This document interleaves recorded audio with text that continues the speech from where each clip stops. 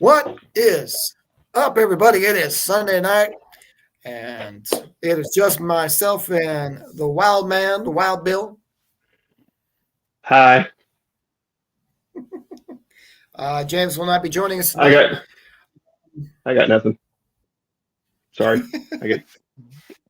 It's all right. Well, I was trying to get into a comfortable position, and that intro video there, it went way too fast. For those who are watching, I'm on my cell phone and I'm at 35%, and I don't want the phone to die while I'm on the podcast here, so I've got it plugged in, but I'm kind of holding it in place, and it's just going to be very uncomfortable. I'm trying to, show the shirt, the of the corporate nature. Not that we're a corporation, you know what I mean. So yeah, I'm trying my best to look situated. Yeah. Failing doing so. Anyway, anywho, Well, hi, I'm Wild Bill, and I'm back. The last Yes. 2 weeks that we've been on, we've talked about the Maury Island incident, which happened on July 21st, 1947. So we discussed that guy, which led off the pretty much the UFO craze of 1947. Right. And then we just kind of went into this tangent. Yes, and we talked about the first show was the Roswell crash, July 7th, 1947. So now we've been kind of like zigzagging all over the place. So today we got ourselves a twofer, taking care of two dings at once because we got to fill out that timeline of 1947. It's a twofer. Mm-hmm. So we're going to go quick. We're going to try and cover everything that we can. So we are going to cover June 24th, 1947. So it's days after the Maury Island incident. And then we're also going to cover July 4th, 1947, United Flight 105 flying from Boise to Seattle and their sighting. So that's basically the big kind of four in 1947 that happened that was really newsworthy to happen to everybody. You know what I mean? So we are going to cover Kenneth Arnold Flight 105 sighting. You were getting a little Macho Man there, just a wee bit. You got a little Macho Man there just for a second. Well, I can't do the Macho Man, but I can do other accents that are not macho. Oh yeah, but different genre altogether. Like focus. We're talking aliens. We're focusing on. Although sometimes I wondered if Macho Man wasn't an alien because he was just out there. Although Ultimate Warrior was even worse. So, maybe they were both aliens. I don't know. Anyway, so we're doing the Kenneth Arnold sighting, correct? We're going to do Kenneth Arnold sighting? 24th, 1947. So we got a bit here on this. So and we touched base on the Kenneth Arnold just a little bit, didn't we?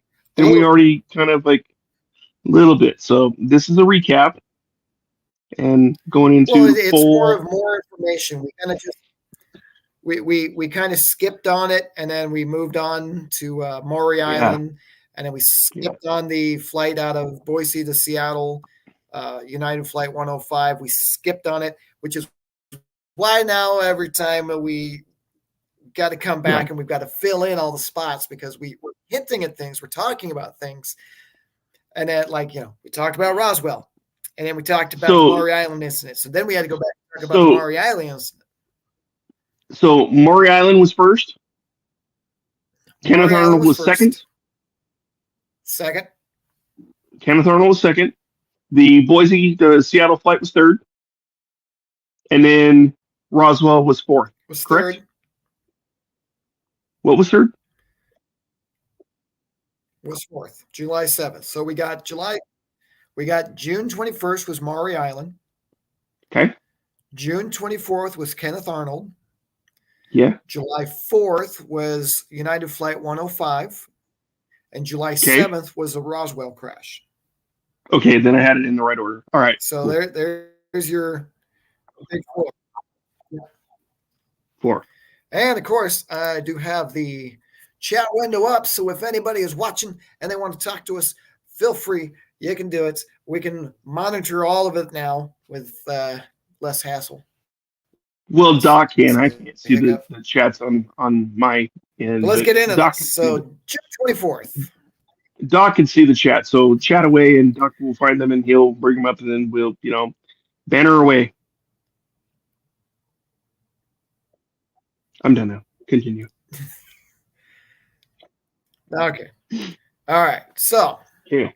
June 24th, 1947, Kenneth Arnold takes off out of Chehalis, Washington. He's flying to Yakima, Washington. He's in a Call Air A2 on a business trip. Okay, so he's just flying on business. He's just going about his day, taking off. He makes a brief detour over Mount Rainier because he hears that there's a $5,000 reward for the discovery of a U.S. Marine Corps C-46 transport plane that had crashed near Mount Rainier. So he takes a little detour. He finds out, hey, if you spot the plane from the air, we'll give you some money and you can tell us where it is and we can go retrieve it. Now, there's So no he was aliens, piloting there's his own. no UFO bits on this thing. It's So plane Kenneth crash. Arnold was Hey, piloting his if own. you got pilots in the sky. Kenneth Arnold was piloting his own bird, correct? He wasn't a passenger. He was Yes, the actual pilot, correct? Okay. Yes, his own plane, his own little Gotcha. plane. All right, Okay. so the skies are completely clear, not a cloud in the sky, and there was just a mild little wind. So that it's clear skies, visibility's way out there. All right, a few minutes before 3 p.m. at about 9,200 feet near Mineral, Washington, he gave up a search. He was looking for the crash bomber, the C-46 transporter. He gives up looking, and he continues east towards Yakima. He saw a bright, flashing light similar to sunlight reflecting from a mirror. Afraid he might be dangerously close to another aircraft, Arnold scanned the skies around him, but all he could detect was a DC-4 to his left and behind him about 15 miles with the assistance of ground radar. About 30 seconds after seeing the first flash of light, Arnold saw a series of bright flashes in the distance off to his left or north of Mount Rainier, which was then 20 to 25 miles away. He thought they might be reflections on his airplane's window, but a few quick tests rocking his airplane so he can check to make sure it's not just a reflection. Then he actually ended up rolling down the side window because it's a personal aircraft. He's kind of looking. He had so what he kind of rules this out. What kind of visibility did he have? Well,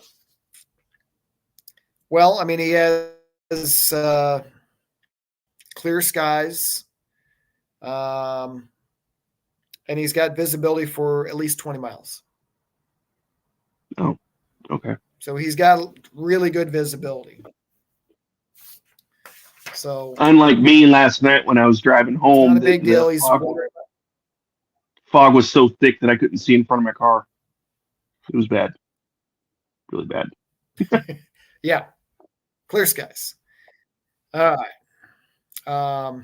So as he's tipping the plane, trying to make sure it's not a glare off of lights, maybe it's a signal mirror or something. He's ruling everything out. He's going through the checklist on what it is to check it out. The reflections came from flying objects. They flew in a long chain, and Arnold, for a moment, considered they might be a flock of geese, but quickly ruled this out for a number of reasons, including the altitude, bright glint, and obviously a very fast speed. He then thought they might be a new type of jet and started looking intently for a tail and was surprised when he couldn't find one. They approached Rainier and then passed in front, usually appearing dark in profile against the bright white snowfield covering Rainier. But still get off the bright light flashes as they flipped around erratically. Sometimes he said he could see them on an edge where they seemed so thin and flat they were practically invisible. Arnold describes them as a series of objects with convex shapes, though he later revealed that one object differed, being crescent-shaped with a bit of a tail to it. Yes, I've got notes. There's a lot of information. So it was an interstellar tow truck. Could be. All right.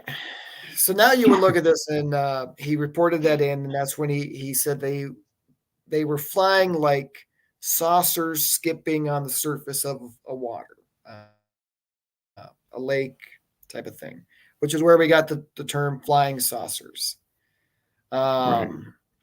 Right. Now, I mean, we could easily just say, okay, he's seeing things. It's snow. I mean, they've gone through, but there were actually other people who were coming forward with reports of this. So July 4th, the Portland, Oregon Journal receives a letter from L.G. Bernier of Richland, Washington, about 110 miles east of Mount Adams and 140 miles southeast of Mount Rainier.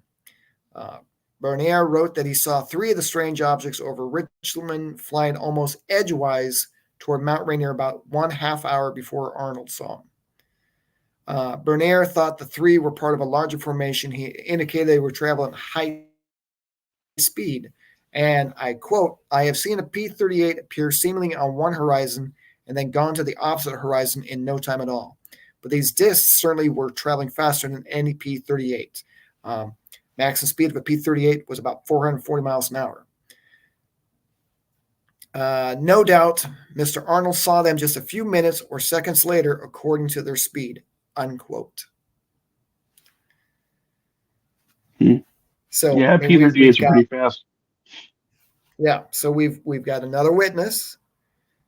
About 60 miles west-northwest of Richland in Yakima, Washington, a woman named Ethel Willhouse likewise saw a bunch of these flying discs on the same day and the same time as Arnold's seen them. So we've got a string of UFOs coming through. We've got one guy who's seen them.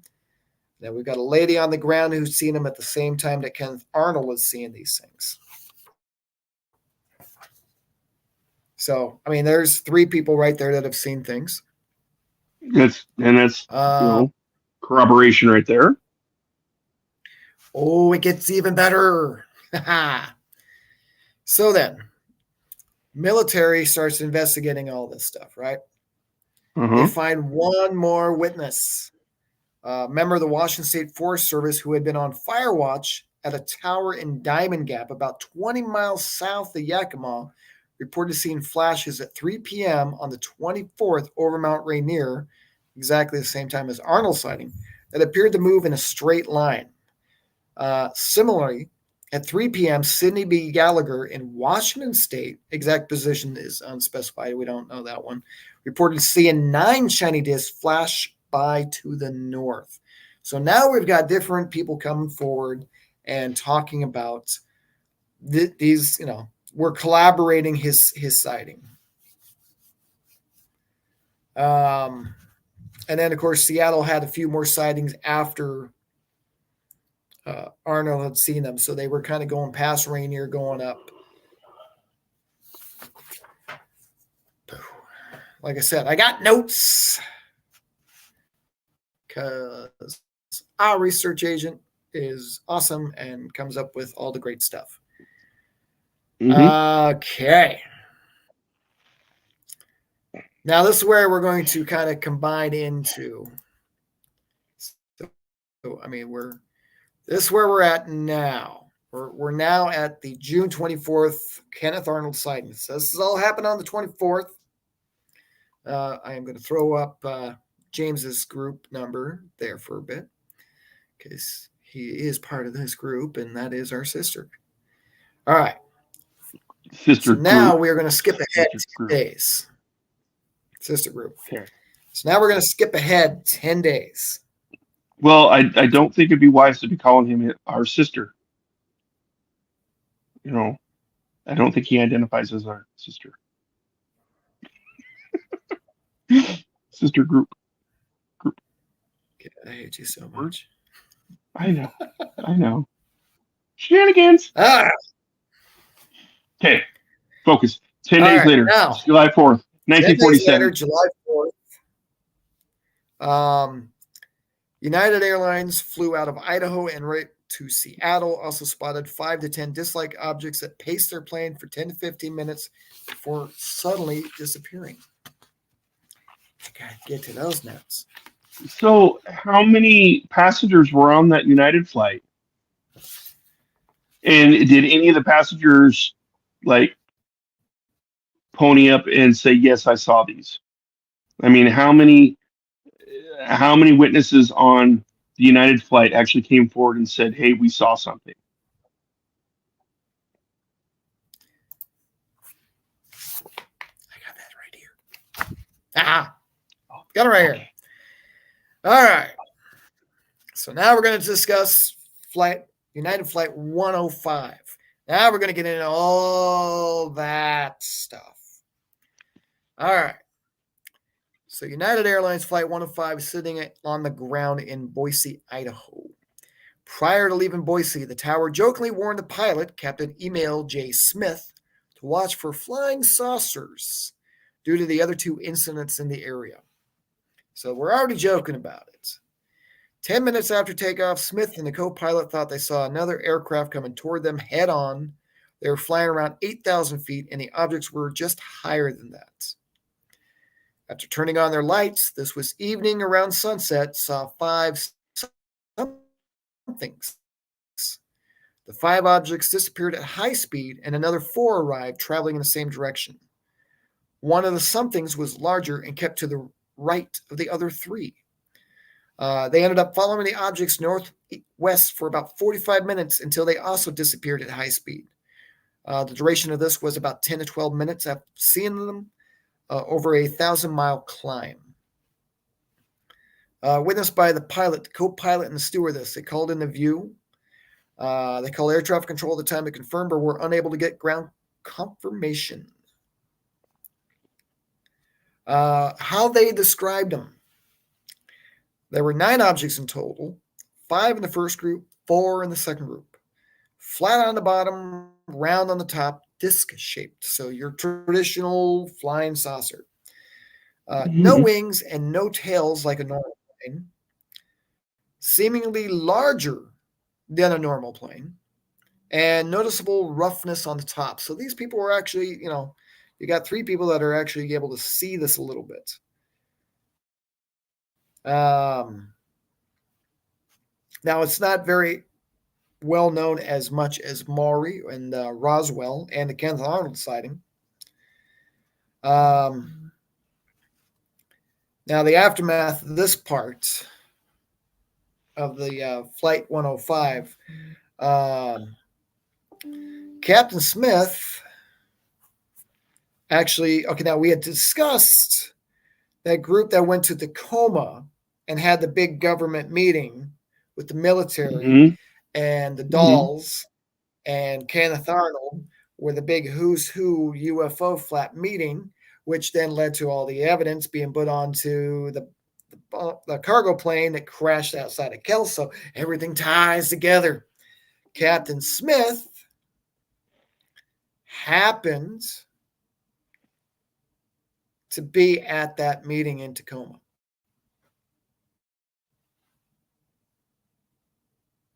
Now, the airline dismissed it as an optical illusion due to the objects being seen at sunset and the height of the plane at the time. So they just did not really buy it.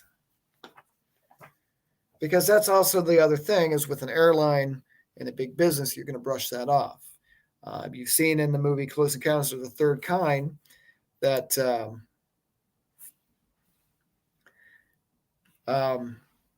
what happens is, there's the one scene, they're up in the control tower. They've got a plane saying, hey, there's something up here. everybody in the tower's watching two blips come by each other, and then one just blip out. They ask the pilot, "Do you wish to file a report?" The pilot says, "No, no one's going to believe me." And then everybody in the tower says, "Do we want to file a report?" And everybody says, "No, no, I don't want to. I don't want to file a report on that one." James is happened to be watching. Other planes possible. I'm guessing that is, were there other planes? No, they were saucer shaped, and the pilot, co-pilot, and stewardess, which is now flight attendant. Guys, we got to have the right verbiage.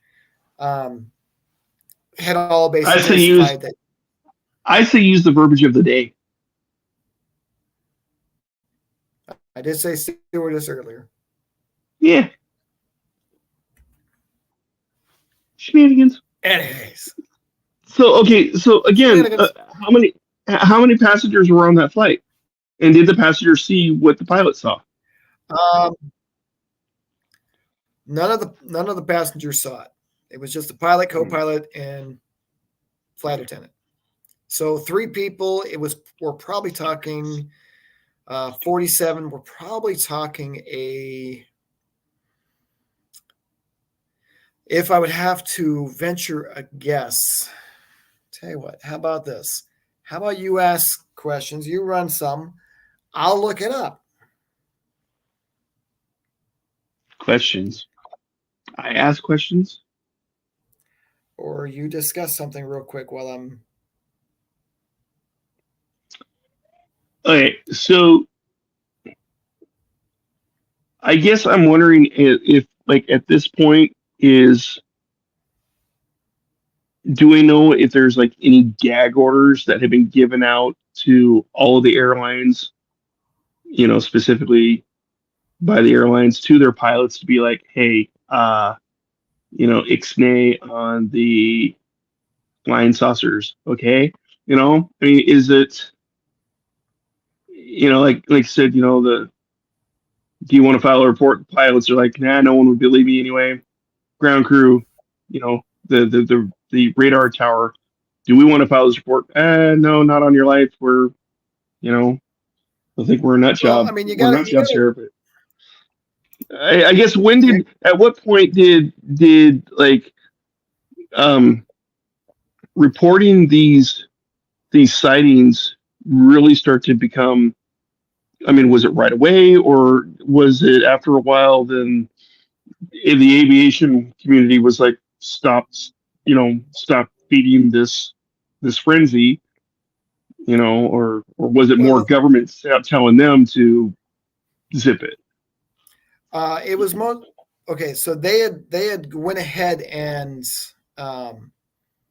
reported it, but this is still early on in the UFO field, where if you see something, then you're going to get made fun of because in the press, and still in the press today, Right. that kind of stuff. If you talk about you saw a UFO and anything else, you got to have a tinfoil hat, and we don't have tinfoil hats tonight, so Right. we yes for this. So if you made a report to the tower and anything else, you would tend to get laughed at. So a lot of people would just kind of brush that away and be like, no, I don't want to do a report. Listen, I just saw something. I don't want to make an official report. And Flight 105 was a Douglas DC-3. Oh, yeah. Well, DC-3s. Saw one just today, actually. Capacity of 31 to 32 passengers. So then it's safe to say that whatever it is that the pilot, co-pilot, and stewardess saw, it was straight ahead where passengers could not see. Right. Because they can only see out of the side of the aircraft. They can't see in front of it. Right. Okay. So these things it sound like a plane's going this way. These things come up this direction. Actually, no, I think it said they were coming right at it and then up and over. So passenger, if it came up and it was planes here and it's at the same altitude but a little bit higher, and it comes up and over, those passengers aren't going to see it. regardless. Yeah. That's right. We're skilled at giving plane, UFO, passengers looking out that way. Look, a mountain. Look over here. It's a mountain. Hey, we got to have fun with things.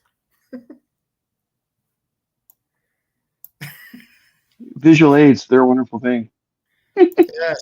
Maybe next time I'll order some models and replay everything. Yeah. Yeah, the only model I have is a 57 Corvette, and that doesn't apply here.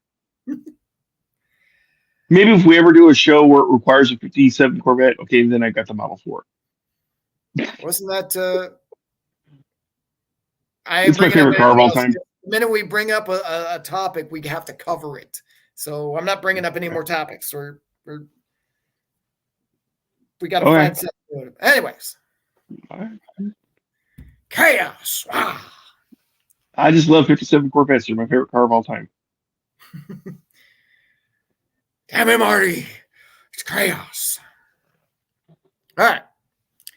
So then. Seattle area newspapers after this effect. They started reporting on different sightings, everything else. A lot of people were laughing at it.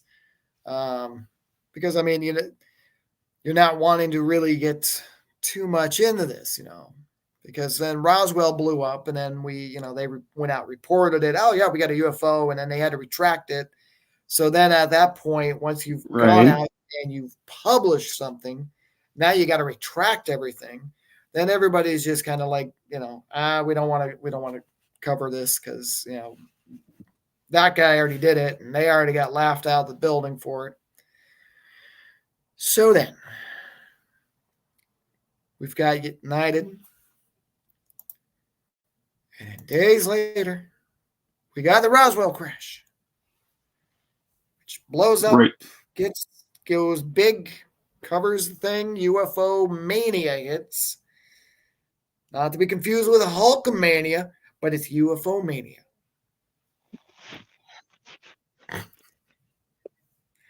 Yeah, the one wrestler you had to bring up. You had to bring up that tool. Mania. Let me tell you something, brother.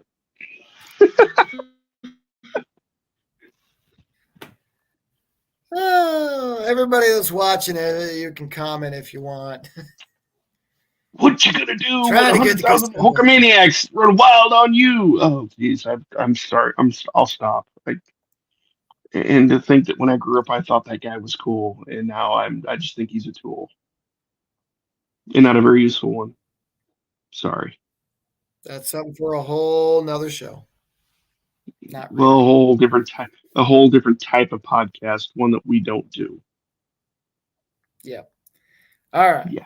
So then, of course, we've got the UFO crash. We've got the hearing in Tacoma. We've got the B-29 that crashes outside of Kelso. It's taken the wreckage from Maury Island. So, I mean, you got a lot of big things going on. It was a B-25. 25, 29. Big difference. Well, now it's in 29,000 pieces.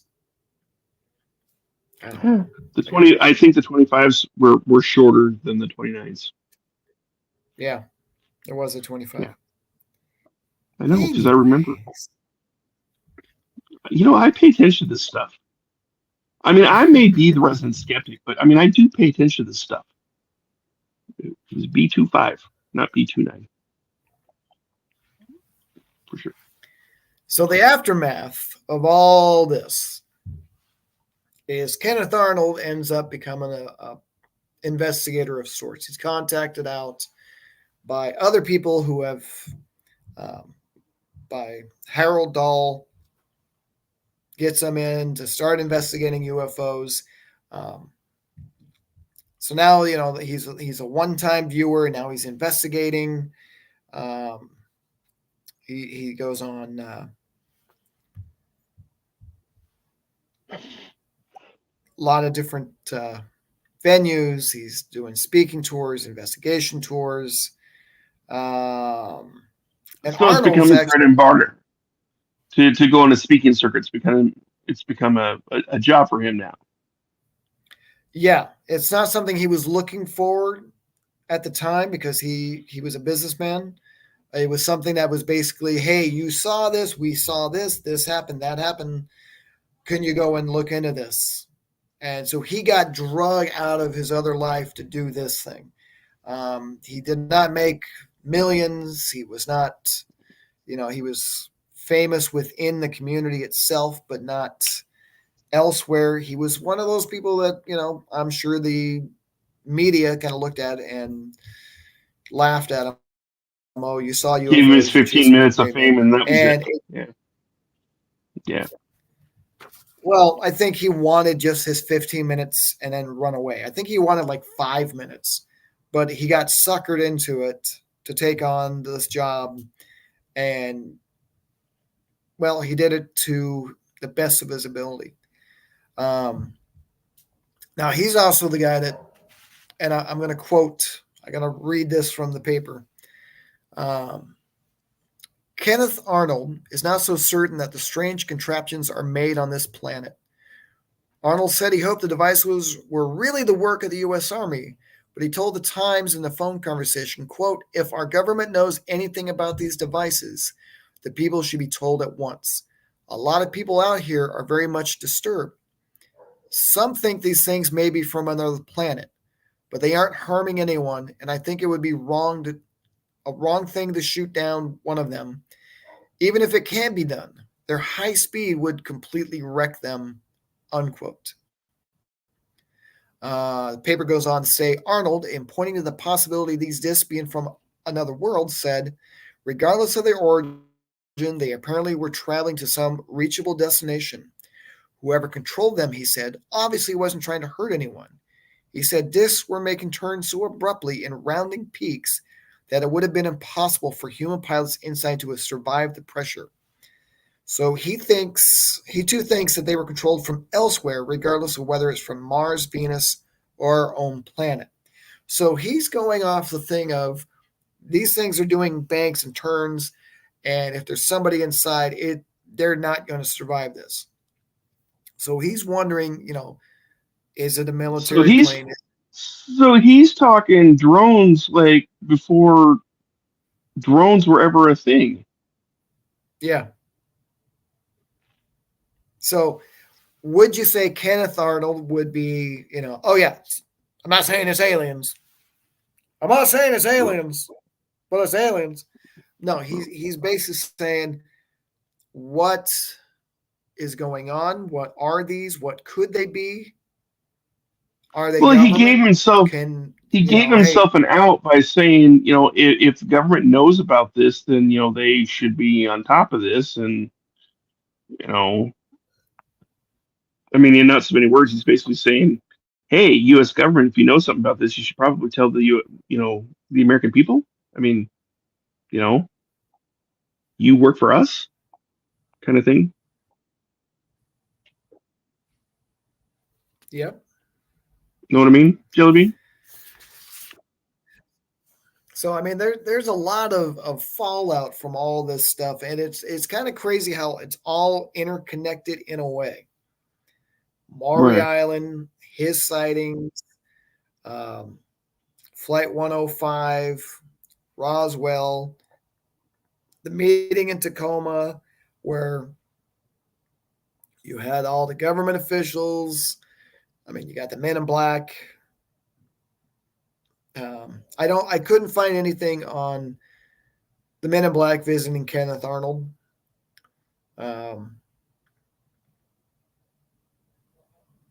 I mean, there.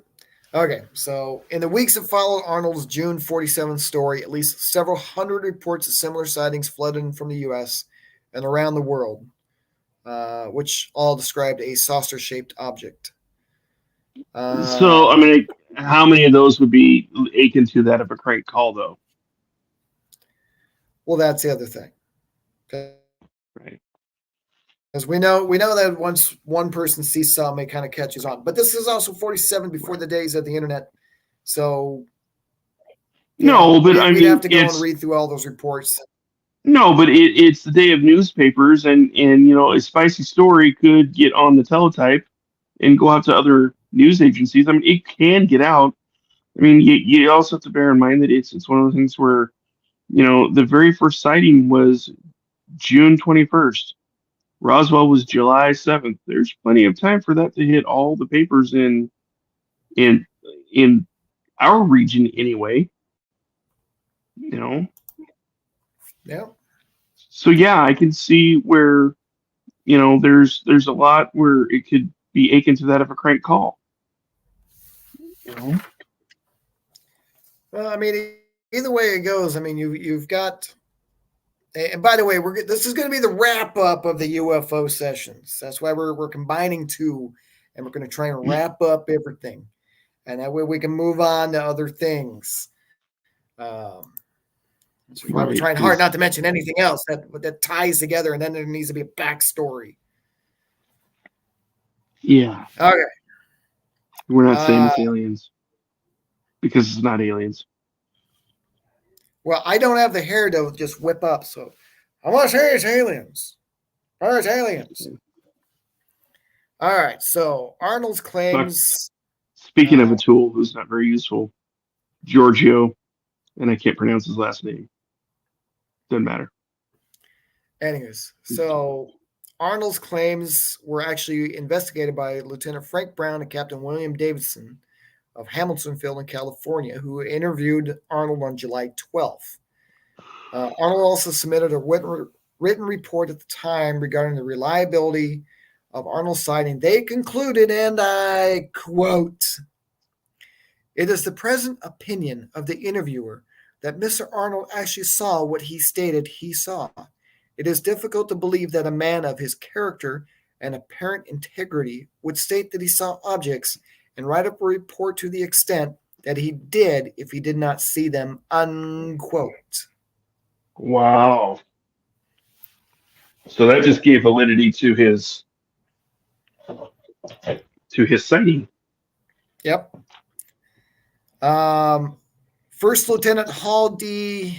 Eustache of the Army Air Corps was not impressed. In a declassified July 47 intelligence reports, he said that Arnold, quote, "seems to be reasonably well balanced, although excitable," describing Arnold's report as a case of silly season episode, unquote. And what is silly season episode?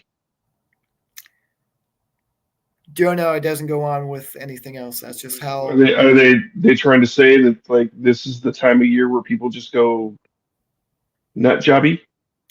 Well, the Army Air Force's formal public conclusion was that, and I quote, yes, again, we're going to quote that, the objects of this sightings were due to a mirage, end quote. Okay, a mirage brought on by what? Because mirages are usually environmental. Yep, but it was clear skies. I can't believe I'm giving this any kind of credence whatsoever. Look, mirages. Look. So here's the thing: is mirages are environmental, either extreme heat or extreme cold. And I say that because out in the desert, people have hallucinations that they're seeing an oasis, and they go run toward it, and then they think they're drinking water when they're really throwing sand on their face. It is said that the guys that were in the crow's nest on the lookout on the Titanic, that they were affected by a mirage scenario because of the way that the cold come off the surface of the ocean there, and so um, by the time they figured out that they were about to run into an iceberg, it was too little too late because of the mirage effect that they were experiencing in the colder environment. Here you have a pilot who's actually in an enclosed cabin of an aircraft, clear skies, again, I have to push back, and just taking the evidence for what it's being presented and then pushing back on it and seeking clarification and exploring, a scientific, logical explanation. Okay, if you're going to claim mirage, under what conditions are you suggesting that this mirage manifested itself? Because I can't think of any. Granted, I'm not a scientist, but I cannot, in any way, think how a mirage could have manifested itself in when conditions are clear, pressurized cabin of an aircraft. Uh, Connect the dots for me. And well, that was 1947, so those who were around then are dead now. So they can't connect those dots for me. I mean, but if I had been back then in that time, I would have said, "Excuse me, um, what would be causing this mirage effect?" And the men in black would probably whisk me away and tell me, "Here's some money. Be quiet. Shh, go away." Oh, they wouldn't pay you. They just threaten you. All right. Better carry a big stick. Now here's where things get really interesting. Super interesting. Okay.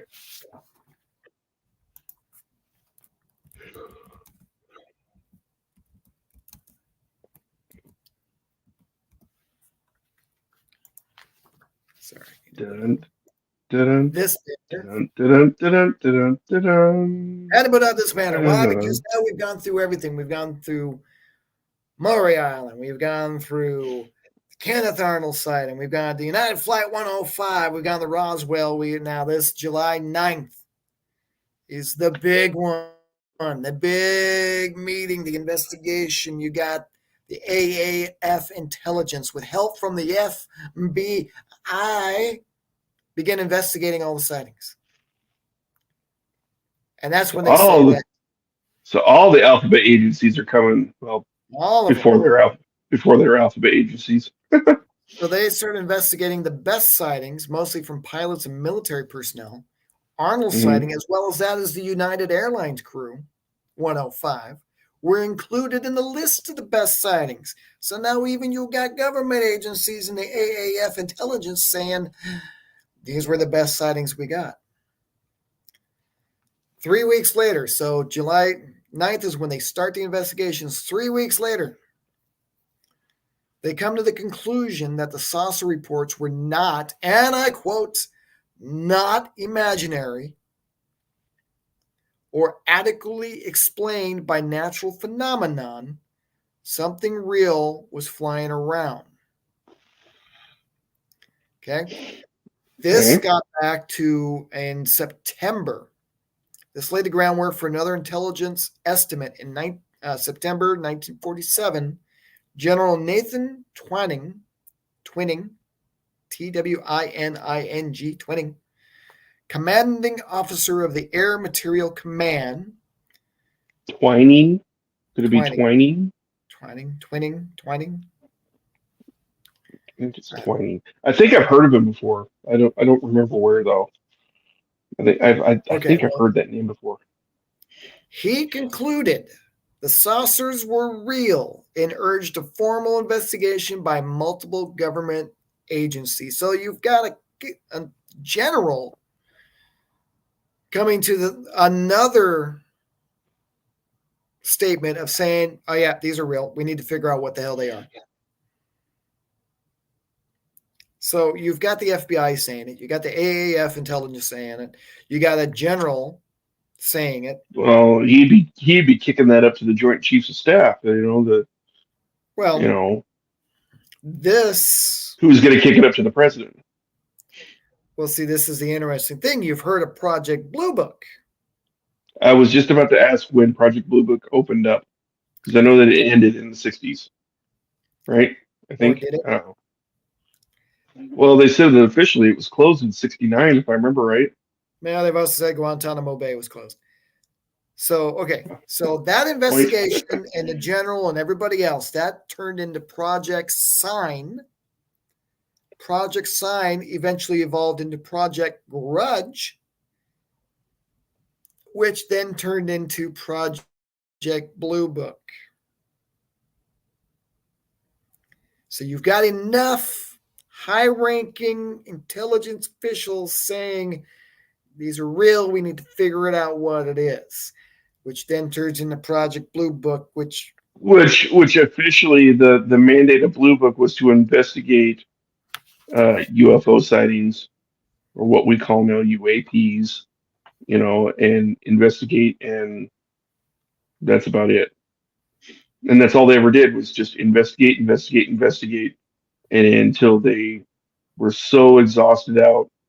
This is the Reader's Digest or Cliff Notes version of Blue Book. Is that, as I'm given to understand, it was meant to be a government um, investigate investigate investigative um, entity where they would collect these reports, disseminate them, and research them, but there was never really any clear indication of like what they were doing with that information or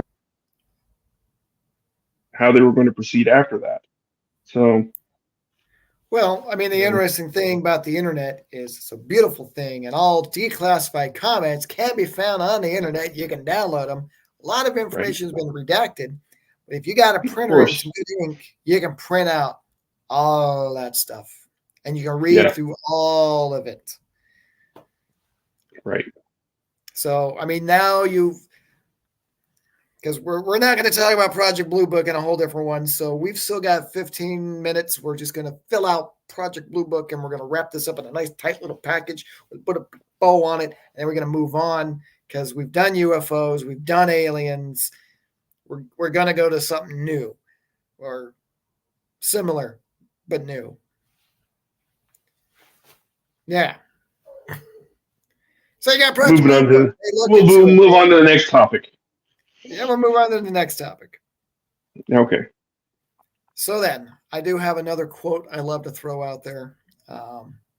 This is from Major Edward J. Ruppelt. And I'm going to quote this one as well.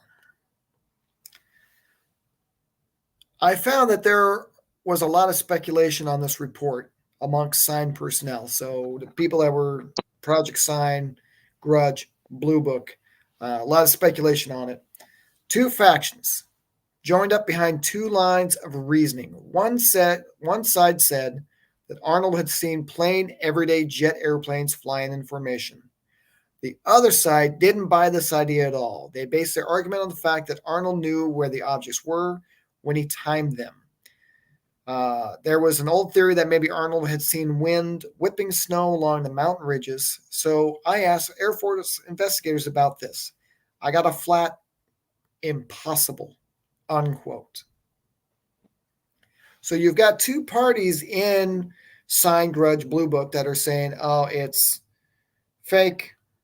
They're airplanes. People didn't see it properly. Then you got the other half who are saying, no, these are experienced pilots. They know what they're talking about. We don't know what you got going on. Thoughts? Well, I mean, I got nothing. I mean, these are the same.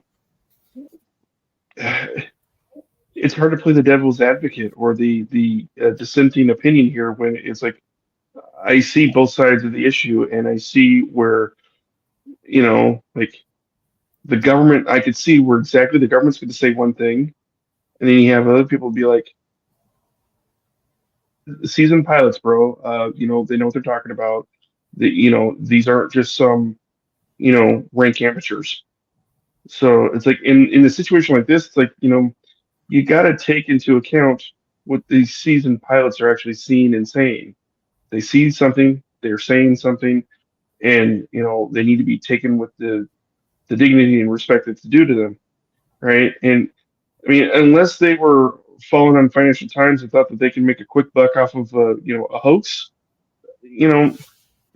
people just didn't do that back then like they do now.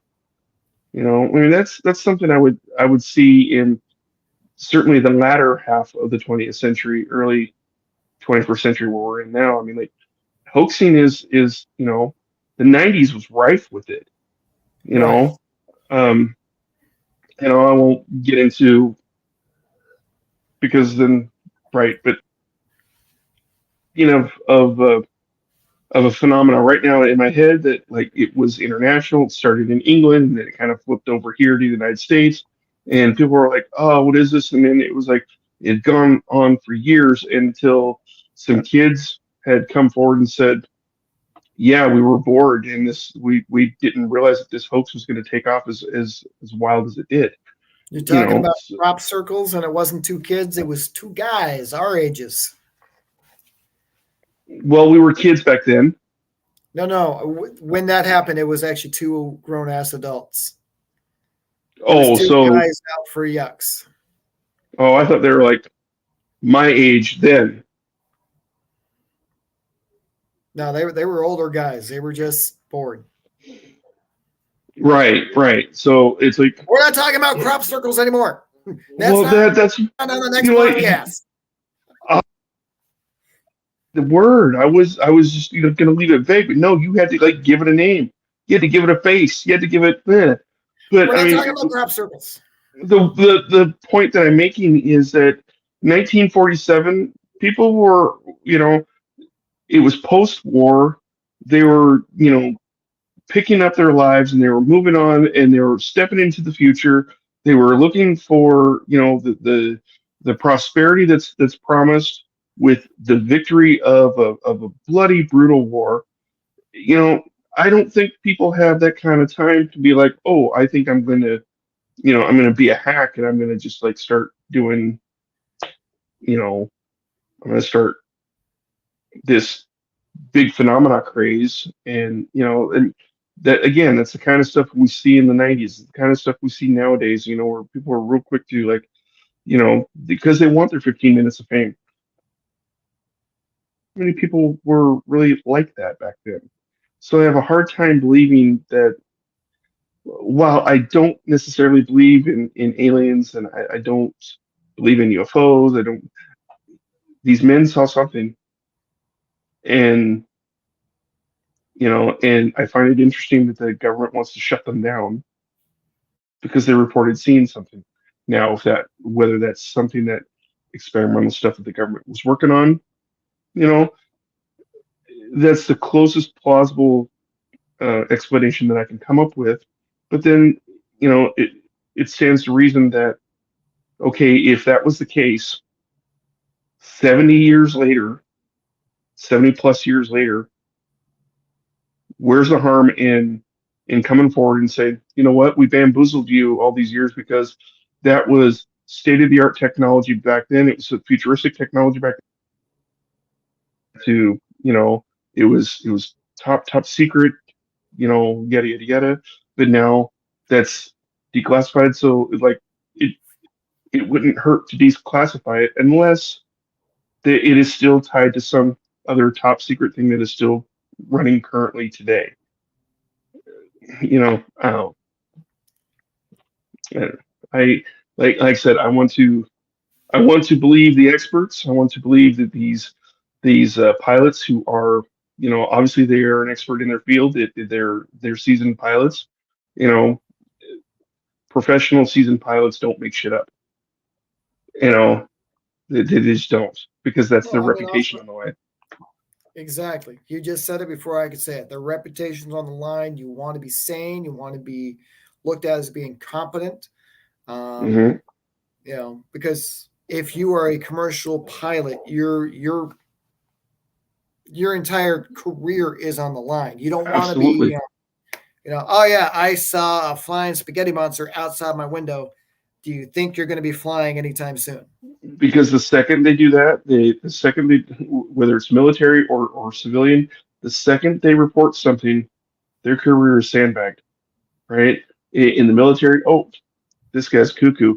We got to section 8 him now, and then they're bounced out of the excuse me, they're bounced out of the military, and good luck getting a civilian job with that on your military record.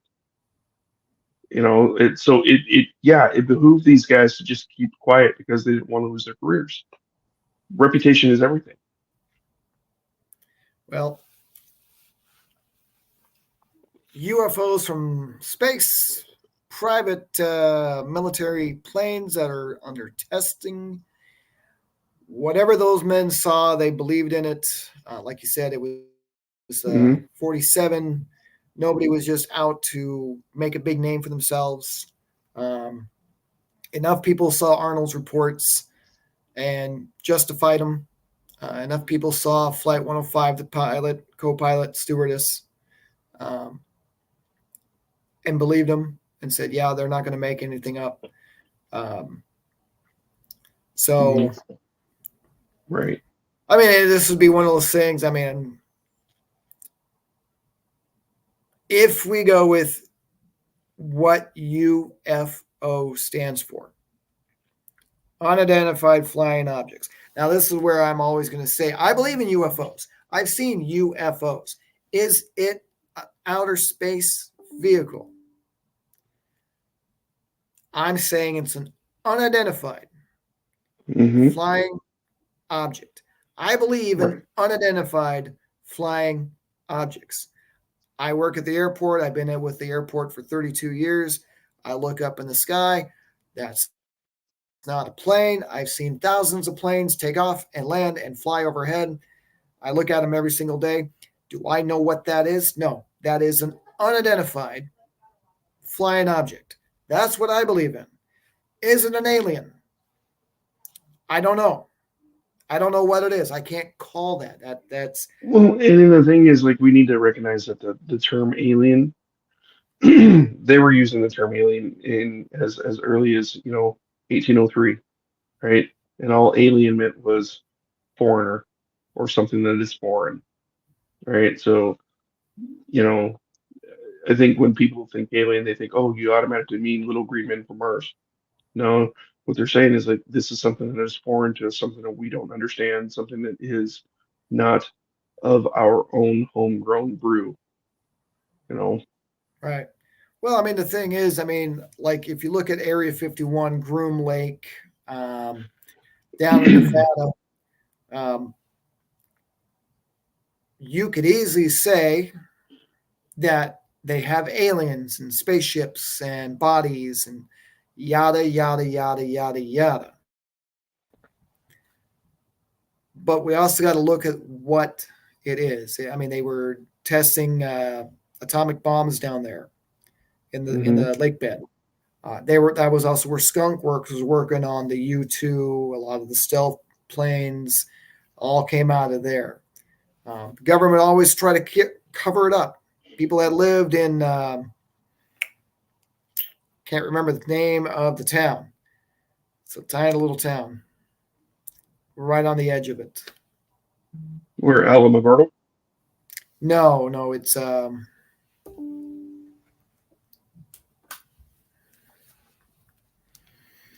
Oh, outside of Skunk Works, you mean? yeah, outside of Skunk Works. Yeah, I'm not sure. It has the Little Ale Inn, Rachel, Nevada. The Little Ale Inn. It is supposed to be have the best damn burgers around. Oh yeah, my brother's been there. Yeah, you got to drive out of Vegas, and it's like a 3-hour drive in the desert to get out there. Hey, maybe one of these days we'll take a road trip to the Little Ale Inn and my brother. and hell, why not go to the South Gates? My brother and my nephew been there, and they have this little mailbox out there that they just let people graffiti all over. Yep. Sign, talk, whatever, and then they repaint it like every 3 months or something like that, and so that people can go graffiti it up again. Yeah. Damn. Now we're gonna talk about. But right now we're gonna go. We're butting up on our time, so this is Doc signing off. Hope you enjoyed the show. Wild Bill, see you later. And next time, Groom Lake.